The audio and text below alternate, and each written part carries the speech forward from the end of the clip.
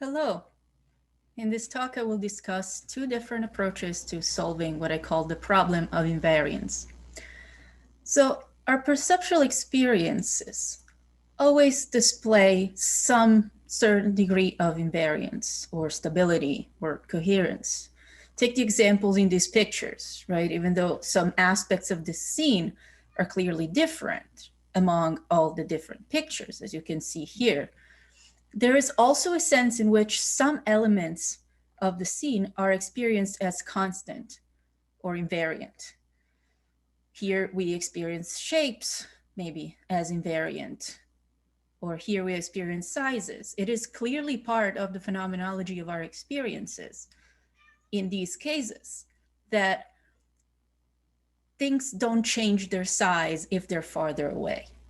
So all the trees, all these cans and cylinders, they all in a way look the same size. The size remains invariant, although other aspects of the scene vary. Same with color. We know that color doesn't change, the color of a surface doesn't change if the illumination around it changes. But at the same time, we are capable of experiencing the change, like that the illumination creates in the scene as a whole. So to get even a better sense of what I'm talking about, now think about these invariance breakdown cases. So cases in which somehow the invariance that we normally should experience breaks down in the case of size or shape or color, the famous dress. This invariance in these cases, they are illusions precisely because the invariance is deliberately taken away. The effect, you would say, is one of disorientation, defeat of expectation, lack of unity within the perceived scene. Hence, in these cases, the visual system scrambling to find solutions to restore at least some coherence, like in the case of the Ponzo illusion, this one right here, where the cylinder that should be farther away is also experienced as bigger, so that some sort of coherence can be restored, some sort of invariance, which we saw in the trees example in the previous slide. Or in the case of the shoes, the shoe trying to squeeze people, the idea is either you're going to experience the shoe as the shoe of a giant, or you're going to experience the people under the shoe to be like very, very little, shrunk, if you want, almost like little toy people. So the main question to be asked now, I take, is how can we explain the experiences of invariance or lack thereof?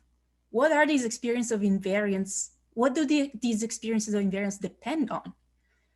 And here there are two approaches that I want to explore in this talk that can account for perceptual invariance, but both of which link the phenomenology of invariance to certain processes happening in the perceptual system, and in particular, to processes and mechanisms responsible for transforming sensory stimuli into individual level percepts, thus giving rise to experiences of invariance.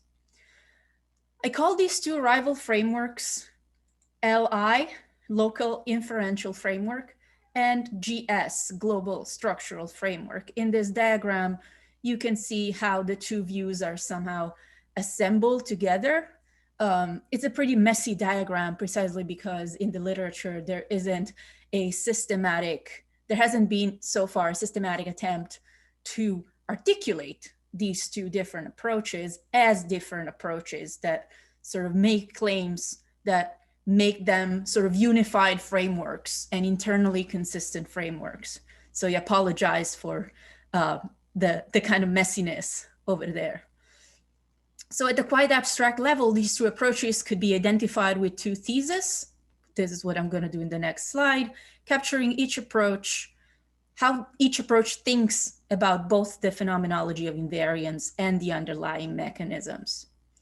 So before we move on, notice that so far I intentionally stayed away from the term perceptual constancy, which you probably are familiar with.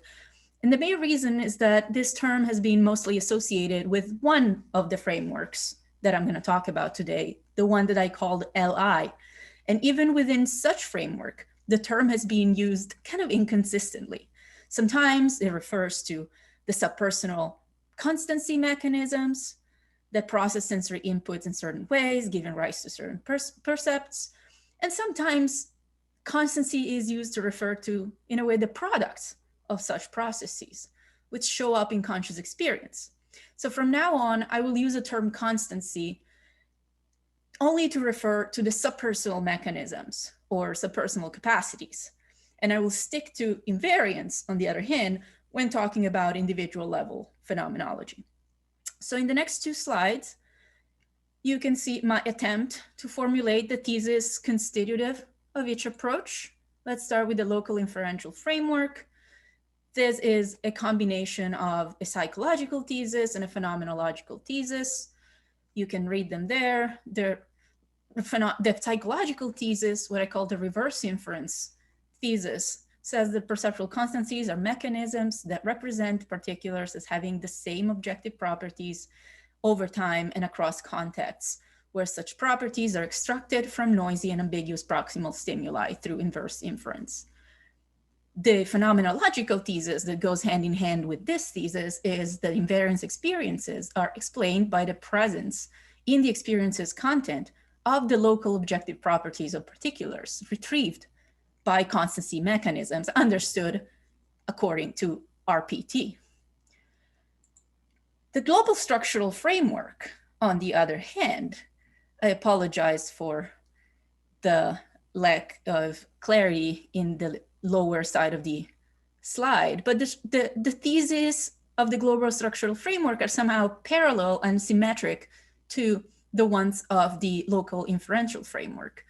So from the psychological perspective, perceptual constancies, according to this latter framework, are mechanisms that differentially respond to the relational structural features of the perceiver environment system that remain approximately invariant over time and across contexts.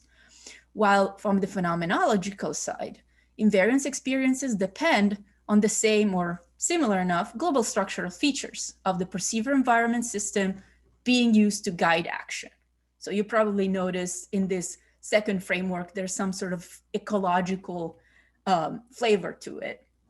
I'm not gonna explicitly make connections with the ecological psychology tradition, but it is gonna become clear, especially after I go into my positive examples and my positive defense of the global structural framework, that a lot of what I take to be clear evidence in favor of the global structural frameworks comes from experiments done within an ecological methodology.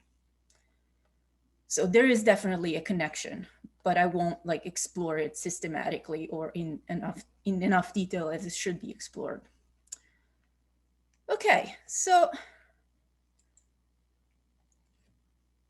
you will notice that the main overall difference between them, the two frameworks that I just articulated, can be found in their conception of where invariance is. So LI favors some sort of atomistic view where perceptual invariance just belongs in the properties of single elements in the scene that perceptual systems then represent as invariant, while GS, on the other hand, sees invariance as a feature emerging from a holistic or global taking in, global processing of the entire scene, thus understanding it more as in relational structural terms.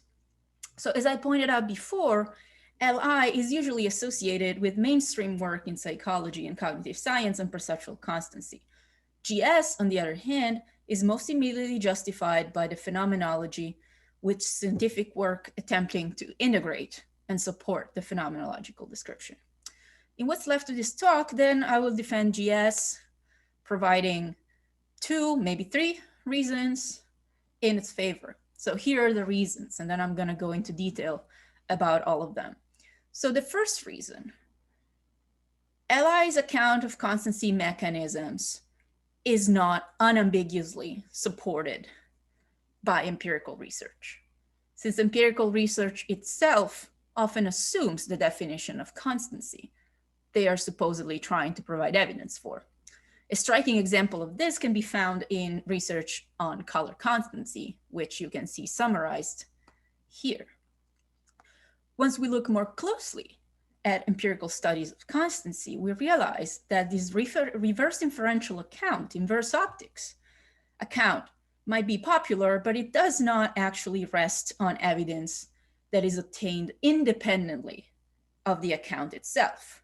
And this can be proven by taking a look at an alternative paradigm that has been proposed by Foster and colleagues, Zaidi, among others. So LI, the local inferential picture, relied on empirical studies first and phenomenology second, but undermining the objectivity of empirical results, namely by providing a reliable or likely alternative, like the relational color constancy paradigm affirms. It means leaving LI without a solid foundation, because their foundation was the science. But the science is not itself something that could be considered independently gathered evidence for a definition, because that definition is already part of the experimental setup and paradigm. Now, reason number two. If we start from GS's phenomenological thesis, we realize that the scope of the notion of invariance is much broader than that of constancy in the LI framework. Indeed, some cases where there is clearly some experienced invariance seem impossible to ground in anything resembling the local features represented by perceptual systems according to LI. In particular, certain experiences of invariance can only be had over extended periods of time, and by paying attention to how the target property relates to the other properties in the scene.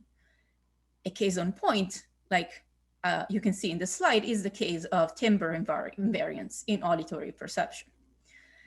A second type of case involves invariance that's actively created and maintained by the perceiver, by the subjects, for the purpose of controlling and guiding movement, like in the case of pole balancing that you see here.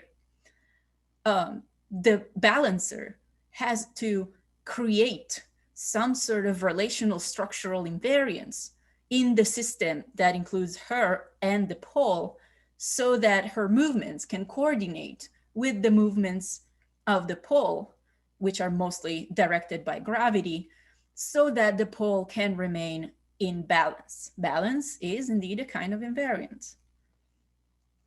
For the third and final example, then, let's go back to a case paradigmatically compatible with LI, that is color invariance. Looking at the case described in this slide, it looks like even experiencing invariance with respect to color requires time, as well as attention to how the surface that we're interested in relates to other surfaces in the scene, as well as to how light globally affects it. So you can see in the slide the alternative explanations, how LI relying on inverse optics model would sort of explain how we manage to retrieve the color of a shirt in a store under different illuminations, while GS would take a different approach and focus on more like a relational color constancy type of idea. That is, taking into the visual system takes into account the constant relations with respect to color between all parts of the scene, assuming that the illumination has the same effect globally on the whole scene.